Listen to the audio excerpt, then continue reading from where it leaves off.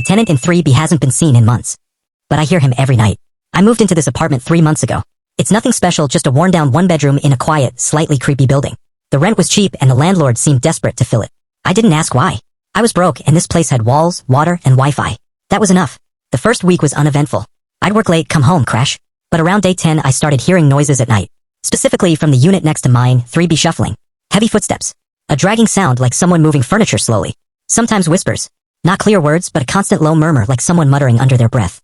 I didn't think much of it. Old buildings have their quirks and people have weird sleep schedules, right? But then I met my upstairs neighbor in the hallway, an old guy with a limp and a permanent scowl. We made small talk and I casually asked about 3B. His face went still. No one lives there, he said. Hasn't for almost a year. I laughed thinking he was joking, but he didn't blink. The guy who stayed there, Josh, went missing. Cops never figured it out. One night he just didn't come back. We thought maybe he skipped rent, but his stuff was still inside. Food in the fridge. Wallet on the table. I asked if anyone ever came to collect his things. The man shook his head. Locked since last year. You're hearing things, son. But I'm not.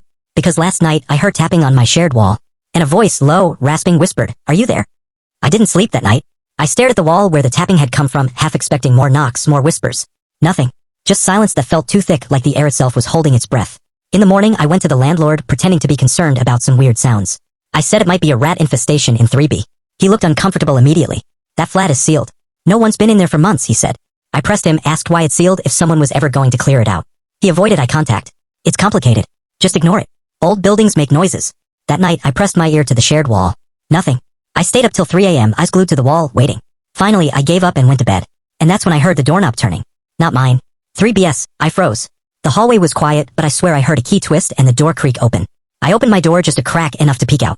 3BS door was wide open. The room inside was pitch black. No light. No movement. Just darkness, thick and still. I called out, "Hello." No answer. I reached for my phone to record, and when I looked back, the door was closed again. I didn't hear it shut. It was just closed, like nothing had happened. I didn't sleep again. But the worst part came the next morning. Taped to my door was a photo, a grainy image, clearly taken from inside 3B. In the photo, me, sleeping, last night, facing the wall. I stared at the photo for a long time. It was definitely me in my bed facing the wall. Same bedsheet, same crumpled t-shirt. The timestamp said 3:24 a.m. exactly when I thought I was alone. I checked every window, every crack in the wall. There was no way someone could have taken that photo without being in my room or inside the wall. I called the cops.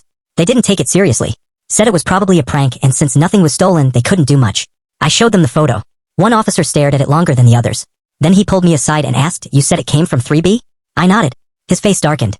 I worked the missing person case. Rajesh's phone was found under the floorboards. He had taken photos, too. Of himself. Sleeping. But he lived alone. I asked if they ever opened the wall. He shook his head. We didn't find anything. Just scratch marks and a smell. That night, I packed a bag and decided to leave. Screw the lease. But before I could walk out, I got one more message. On my phone this time. No number. Just, "You can't leave me too." Then came the scratching. From inside the wall. Fast, desperate, like fingernails clawing at wood. Then the whisper. Clearer now. "I'm still here. Just behind." I ran. Slept in my car. Never went back. A month later, I checked the building online. Police sealed off 3B again. New complaint. The new tenant disappeared. Left behind a phone. On it, one photo. Him, asleep. And in the background, someone crouching in the corner. Watching.